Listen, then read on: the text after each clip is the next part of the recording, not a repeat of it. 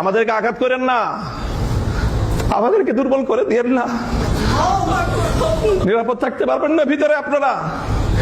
আমি তো বললাম আজকে দাঁড়ান, কে আছেন এই দাওয়াতুল মুসলিম গায়রুল মুসলিমিনের মধ্যে দায়ীদের পিছনে দাঁড়িয়ে রাষ্ট্রের বিরুদ্ধে লড়াই করার জন্য হিম্মত নিয়ে মাঠে নামবেন? কে আছেন? আসেন, আমরা আসবো।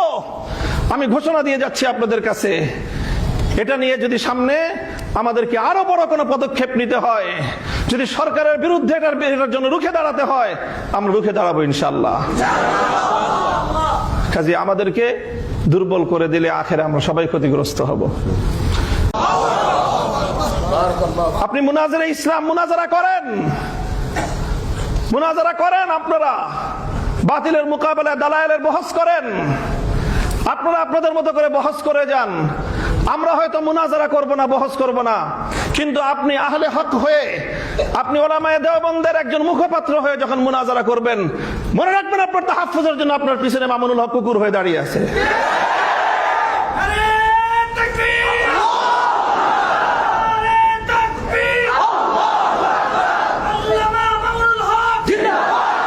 এটা হলো আমাদের রাজনীতি, এটা হলো আমাদের রাজনীতির